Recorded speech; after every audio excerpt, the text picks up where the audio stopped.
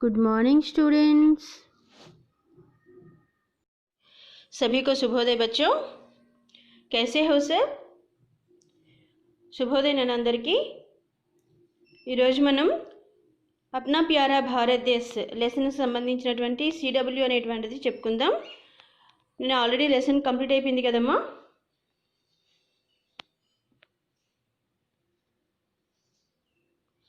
So ఈరోజు CW అనేటువంటిది చెప్తాను. ఎస్టేజ్గా మీరు చదువుకుంటూ సిడబ్ల్యూలో మీ క్లాస్ వర్క్లో నోట్ చేసుకోండి అంతాను. సో ఫస్ట్ మీనింగ్స్ शब्दार्थ फर्स्ट रोमन जग. जग शब्द का अर्थ संसार.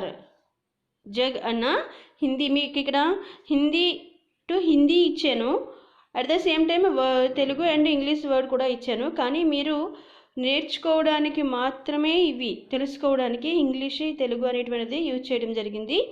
బట్ మనం ఎగ్జామ్స్లో ఎప్పుడు కూడా హిందీ టు హిందీ వర్డ్స్ రాయాలి. ఓకే, సో అది మీకు తెలిసే ఉంటుంది. లాస్ట్ టైం ఎగ్జామ్లో ఎలాగైతే రాశారో మీరు తెలుసుకోవడానికి మాత్రమే ఇక్కడ తెలుగు అండ్ ఇంగ్లీష్ వర్డ్స్. మీరు నేర్చుకోవాల్సింది Hindi to Hindi. Okay, jug దానికి ఇంకొక వర్డ్ సంసార్. సో ప్రపంచము వరల్డ్, మీకు అవి చెప్పవలసిన అవసరమే లేదనుకుంటా. శిఖర్. శిఖర్ అంటే చోటి అంటే శిఖరము, మౌంట్. ఓకే, హీరా. హీరాన్స్ వజ్ర. హీరాని వజ్ర అని కూడా అంటారు. దాన్ని తెలుగులో మనం వజ్రము, ఇంగ్లీష్లో డైమండ్ అని అంటుంటాం. చాందీ. చాందీ అంటే రజత్. దాన్ని హిందీలో ఇది తెలుగులో వెండి, సిల్వర్. నెక్స్ట్ సందేశ్. సందేశ్కి ఉపదేశ్ అని కూడా అంటారు. సో దాన్ని తెలుగులో మనం సందేశము, దట్ మీన్స్ మెసేజ్. స్వర్గ్, దేవలోక్. స్వర్గం అంటే దేవలోకము. దేవలోకము దేవతలు ఉండేటువంటి లోకాన్ని స్వర్గలోకం అని అంటారు. సో స్వర్గ్ని దేవలోక్ అని కూడా అంటారు. దాన్ని తెలుగులో మనం స్వర్గము, హెవెన్. ఫసల్. ఫసల్ అంటే ఏంటంటే అనాజ్ ఆదికి పేదావార్ అంటే పంట, క్రాప్. ఏవైనా సరే పంట, ఏ పంట అయినా సరే పంట అనేటువంటిది ఫసల్. పావన్, పవిత్ర. పావన్ అనే వర్డ్కి పవిత్ర అని కూడా మనం హిందీలో రాసుకోవచ్చు. పరిశుద్ధమైనటువంటి, ప్యూర్. ఓకే, న్యాయ్ న్యారా. న్యారా అనోఖా, దాన్నే విచిత్రమైన, యూనిక్. నెక్స్ట్ చంచల్. చంచల్ అంటే అస్థిర్ అంటే చంచలమైనటువంటిది అంటే అస్థిరమైనటువంటి, స్థిరం లేనటువంటి దాన్ని అస్థిర అని అంటారు. సో దాన్ని అస్థిరమైన, అన్స్టడీ. ఓకే,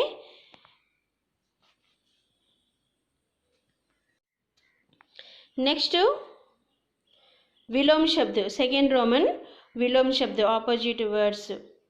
నేను చదువుతూ చెప్తున్నాను అంటే దానికి రీజన్ ఏంటి అంటే మీరు చదివేటప్పుడు రాసేటప్పుడు ప్రొనౌన్సియేషన్ తెలియకపోతే వింటూ మీరు అది రీడింగ్ అనేటువంటిది చేయాలి అనే ఒపీనియన్తో. అంతేగాని మీరు ఊరికి సిడబ్ల్యూ రాసుకోవడం మాత్రమే చేస్తే సరిపోదు, అది చదువుతూ కూడా చేయాలి. ఓకేనా? విలోమ్ శబ్ద్, ఆపోజిట్ వర్డ్స్. ఊంచే, నీచే. ఊంచే అంటే ఎత్తైనటువంటి, నీచే అంటే డౌన్ అయినటువంటిది. అప్నా, పరాయా. అప్నా అంటే మన, ఓన్. పరాయ అంటే ఇతరులది, పరులది. అప్నా అంటే మనది, పరాయ అంటే పరులది.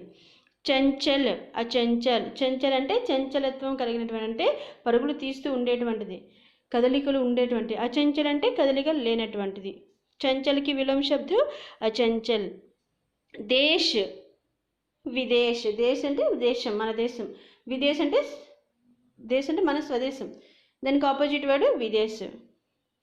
స్వర్గ్, నరక్. స్వర్గము, నరకము ఆపోజిట్ వర్డ్స్. యహి, వహి. యహి అంటే ఇక్కడే, వహి అంటే అక్కడే. Okay, here. ఓకేనా? సో నెక్స్ట్ వచన్ బదల్కర్ వాక్య లిఖో అంటే అండర్లైన్ చేసిన వర్డ్స్ ఉన్నాయి, ఆ వర్డ్ యొక్క వచన్ మార్చి సెంటెన్స్ మళ్ళీ రాయాలి. చూడండి, ఫస్ట్ క్వశ్చన్, ఫస్ట్ సెంటెన్స్. ऊंचे शिखरों वाला देश भारत है. ఊంచే శిఖరం వాలా, శిఖరం ఓంకి మాత్రం వచ్చింది, అందుకే అది బహువచనంలో ఉంది ఆల్రెడీ సెంటెన్స్. అవునా కాదో తెలుసుకోవాలంటే మనం హైకి డాట్ ఉంటుంది ఏ బహువచనంలో.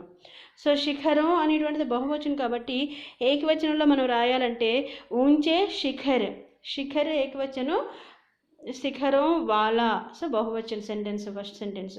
సో దాన్ని ఏకవచనంలో మార్చాలంటే ఊంచే శిఖర్ వాలా దేశ్ భారత్, హైకి డాట్ రాకూడదు. ఓకే, ऊंचे शिखर वाला देश भारत है. नेक्स्ट, चंचल नदियों वाला देश भारत है. नदियों वाला अंडरलाइन చేసినటువంటి వర్డ్ నదియోं, నది ఏకవచనం, नदियों बहुवचन, नदी एकवचन. सो चंचल नदी वाला देश भारत है. है की डॉट ఉండకూడదు. फसलों वाला देश भारत है. పంటలు ఉండేటువంటి దేశము భారతదేశం. సో ఫసలో బహువచనంలో ఉంది, ఏకవచనంలో ఫసల్ వాలా దేశ్ భారత్ హై, ఫసల్ వాలా దేశ్ భారత్ హై. నెక్స్ట్ రోమన్ పర్యాయవాచి శబ్ద. ఓకే చూడండి అమ్మా, చంచల్ నదియో వాలా దేశ్ హై.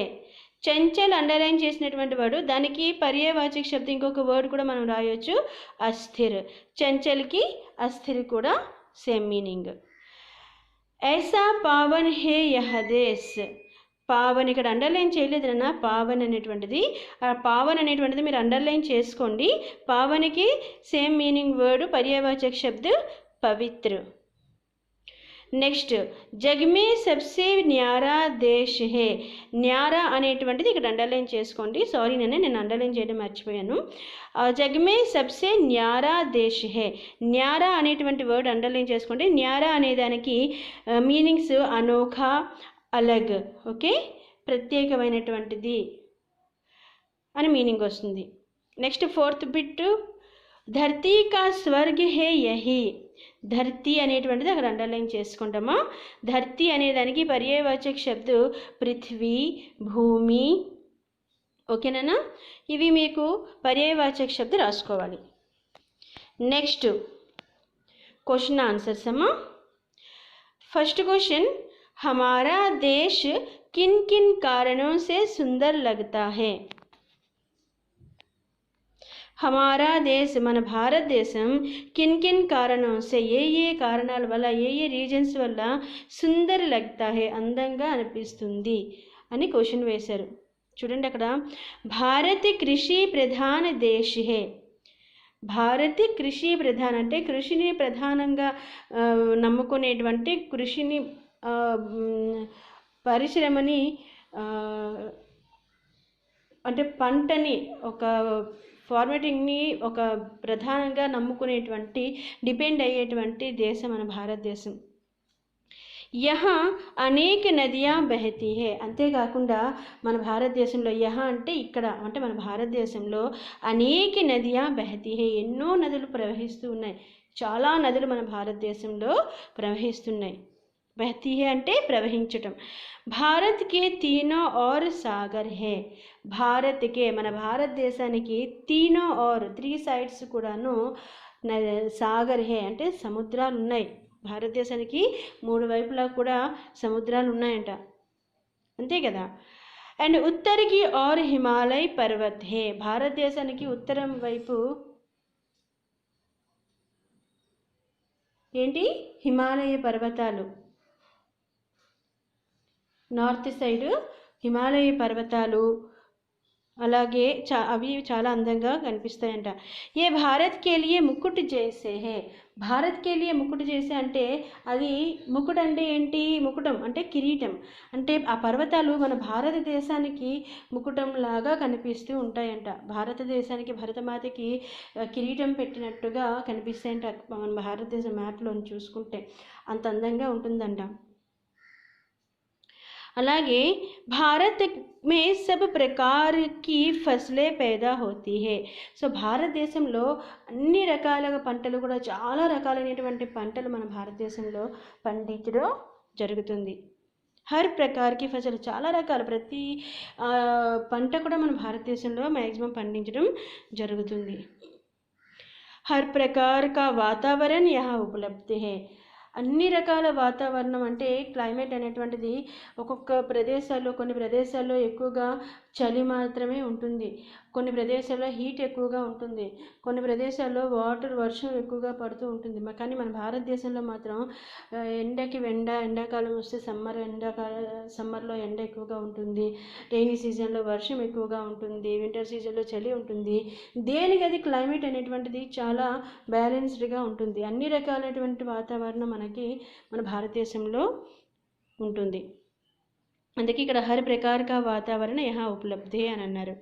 అనేక పర్వత శ్రేణియా హే, ఎన్నో పర్వత శ్రేణులు అంటే ఏంటి, అన్ని హిమాలయాలకు వెళ్తే ఎక్కడ చూసినా మనకి పర్వతాలు అనేటువంటివి చాలా ఎక్కువగా ఉంటాయి.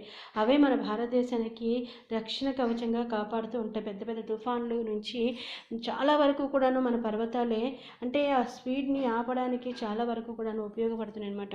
అందుకే రక్షణ కవచాలుగా మన భారతదేశానికి పర్వతాలని చెప్పుకుంటూ ఉంటారు. मुख्य बात यह है कि अनेकता में एकता का दर्शन भारत में ही होते हैं. అన్నిటికన్నా ఒక గొప్ప విషయం చెప్పవలసింది ఏంటంటే మన భారతదేశానికి అన్నిటికంటే గొప్ప విషయం ఏంటంటే ఒక మెయిన్ పాయింట్, అనేకతామే ఏకతా కా దర్శన్ అంటే యూనిటీ అనేటువంటిది, భిన్నత్వంలో ఏకత్వము.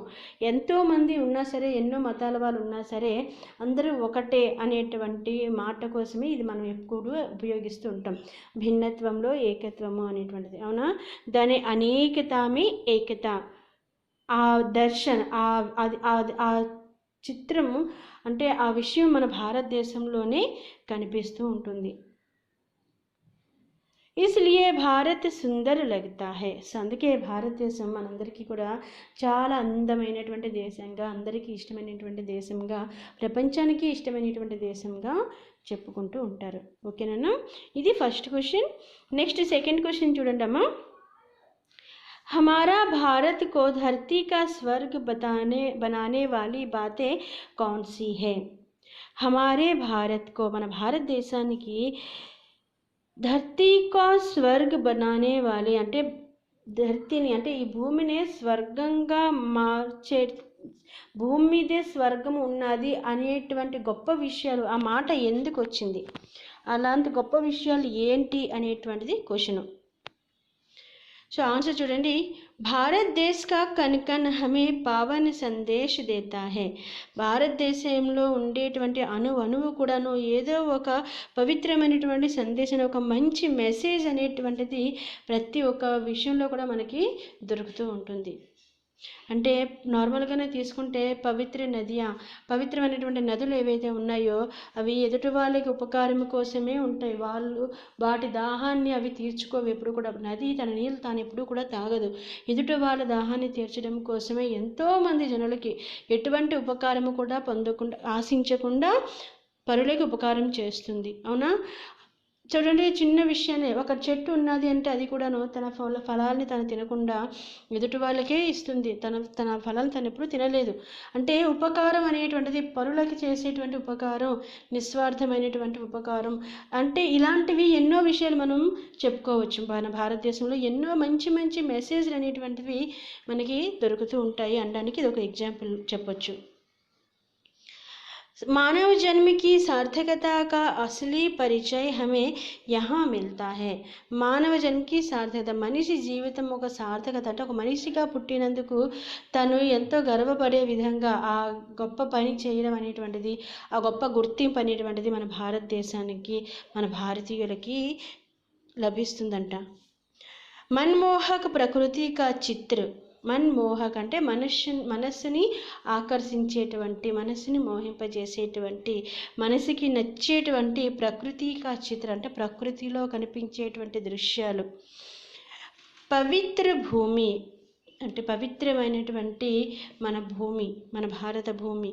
और కృషి ప్రధాన దేశ హోనే కే కారణ్, అలాగే కృషిని ప్రధానంగా, శ్రమని ప్రధానంగా నమ్ముకునేటువంటి భారతదేశం. ఇవన్నీ గొప్ప కారణాలు ఉండడం వల్లే హోనేకే కారణం, ఇటువంటివన్నీ గొప్ప గొప్ప విషయాలు ఉండడం వల్ల భారత్ ధరతీ కా స్వర్గ హే. మన భారతదేశాన్ని భూమి మీద ఉండేటువంటి స్వర్గంగా పేర్కొన్నారనమాట, చెప్పడం జరుగుతుంది, చెప్పుకుంటూ ఉంటారు ప్రపంచం అంతా కూడాను. సో ఇది మన సెకండ్ క్వశ్చన్ నాన్న.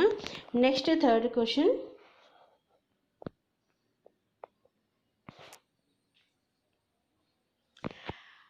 हमारे देश में बहने वाली नदियों के नाम लिखो. హమారే దేశ్ మే, మన భారతదేశంలో ఎన్నో నదులు ప్రవహిస్తూ ఉన్నాయి, అవునా? సో ఆ నదుల పేర్లు ఏంటి అనేటువంటిది కొన్ని ఇక్కడ రాయాలి. సో మనకు తెలిసిన నదుల పేర్లు అన్నీ కూడా మనం రాసుకోవచ్చమ్మా.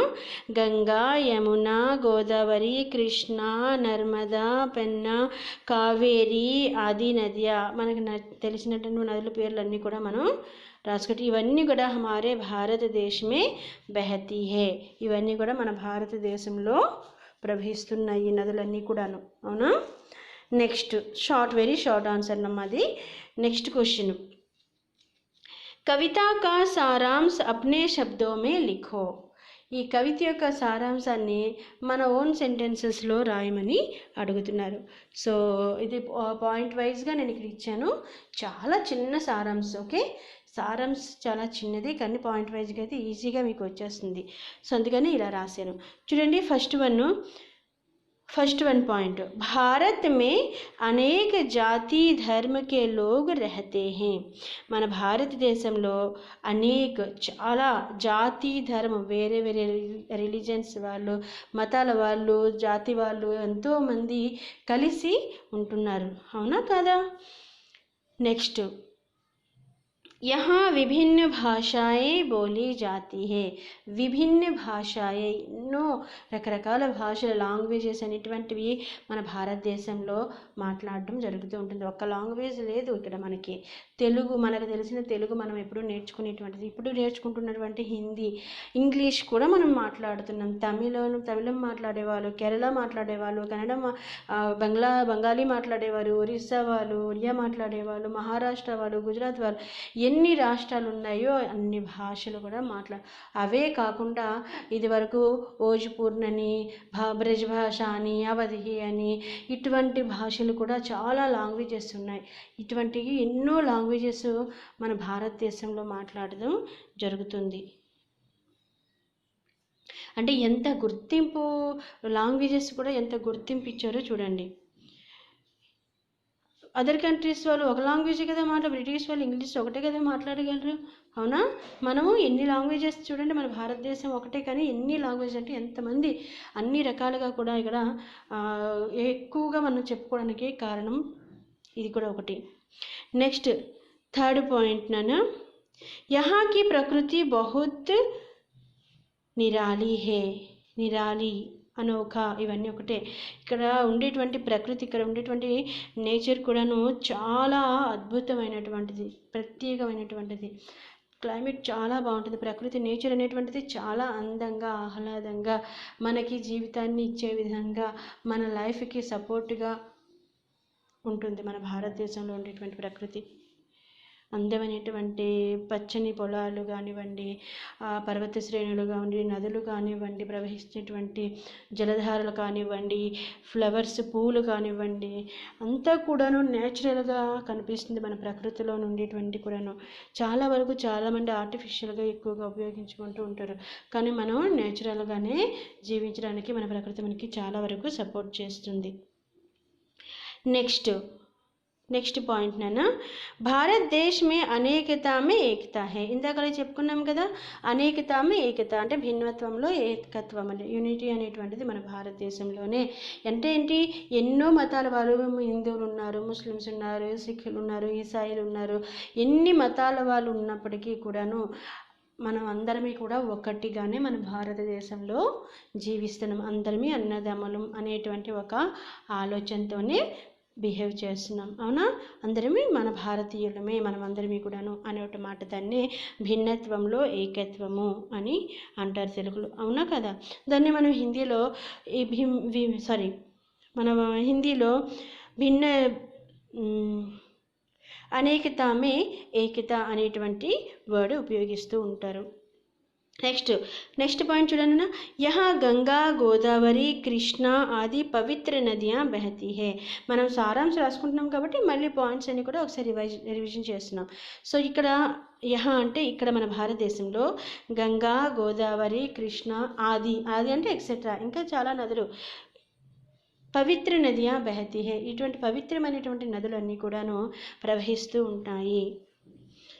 నెక్స్ట్ పాయింట్, సబ్సే అధిక ఫసలే భారత్ మే హీ ఉగతి హై, అన్నిటికంటే ఎక్కువగా పంటలు మన భారతదేశంలోనే పండించడం జరుగుతుంది. యహ హమ్ సబ్కా ప్యారా దేశ్ హై, ఇది మన అందరి యొక్క ప్రియమైనటువంటి అందరూ ఇష్టపడేటువంటి దేశం మన భారతదేశం, అవునా. ఇస్కే కణ కణ మే సందేశ్ హై, మన భారతదేశంలో అణువులో కూడా కణ అంటే అణువులో కూడా ఏదో ఒక సందేశం అనేటువంటిది, ఒక మెసేజ్ అనేటువంటిది ఉంటుందంట. నెక్స్ట్, यह पावन भारत धरती का स्वर्ग है, यह पावन भारत, ఈ పవిత్రమైనటువంటి భారతదేశము ధర్తీ కా స్వర్గ హే, భూమి మీద ఉండేటువంటి స్వర్గం. అంటే ఎందుకు అలాగన్నారు? స్వర్గం అంటే ఎక్కడ అనుకున్నాం? దేవలోకంలో, దేవతలు ఉండేటువంటి లోకాన్ని స్వర్గం అని అంటారు, అవునా. కానీ మన భారతదేశంలో మాత్రం భూమి మీద, మన భారత భూమి మీద స్వర్గం అనేటువంటిది ఉంది అని అనడానికి ఇది ఒక గొప్ప ఎగ్జాంపుల్, ఒక బెస్ట్ ఎగ్జాంపుల్గా చెప్పారు. సో మీరు రాయవలసినవి స్టార్టింగ్ నుంచి ఫస్ట్ మీరు రాయవలసినవి ఏంటమ్మా? ఈ మీనింగ్స్, ఓకే. మీనింగ్స్ అన్నీ కూడా నీట్గా రాసుకోండి, అన్ని మీనింగ్స్ కూడా రాసుకోండి. మీరు నేర్చుకోవాల్సినవి main Hindi to Hindi meanings, ఓకేనా. Next after these all meanings ఏం చేయాలమ్మా? మీరు ఇవి ఆపోజిట్ వర్డ్స్, సెకండ్ రోమన్ విలోమ్ శబ్ద్ రాసిన తర్వాత నెక్స్ట్ థర్డ్ రోమన్ వచన్ బదల్కర్ లిఖో, ఓకే. నెక్స్ట్ ఫోర్త్ రోమన్ పర్యాయవాచక శబ్ద్. ఇవన్నీ అయిన తర్వాత నెక్స్ట్ ప్రశ్నోత్తర, క్వశ్చన్ ఆన్సర్స్. 4 క్వశ్చన్స్ ఇచ్చాను నేను, ఓకే. 4 క్వశ్చన్స్లో 1, 2 లేదా క్వశ్చన్స్ కొంచెం బిగ్ ఆన్సర్, కానీ చాలా ఈజీనే. మన భారతదేశానికి, మన కంట్రీ కోసం మనం రాయాలంటే తొందరగా నేర్చుకోగలం, ఎందుకంటే మన ఇండియా కోసం మనకి అంతా తెలిసిందే.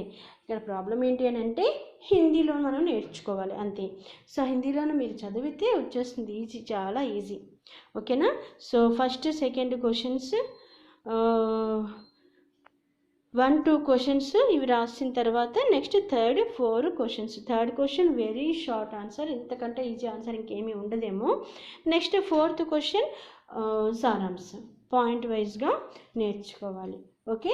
సో ఇప్పుడు మన భారతదేశం కోసం, మన కంట్రీ కోసం ఇంత చక్కగా వర్ణించారు. సో దీనికోసం మనకి ఎప్పుడైనా సరే నిబంధన అడిగినా సరే చక్కగా మనం ఈ పాయింట్స్ రాసుకోవచ్చు. భారత్ దేశ్ అప్నే దేశ్ కే బారే మే నిబంధ లిఖో అంటే మన భారతదేశం కోసం ఒక ఎస్సే రైటింగ్ అనేటువంటిది రాయమంటే మనం ఈ పాయింట్స్ అన్నీ కూడా రాసుకోవచ్చు, ఓకేనా. సో అంత ఈజీ. అప్నా ప్యారా భారతదేశ్.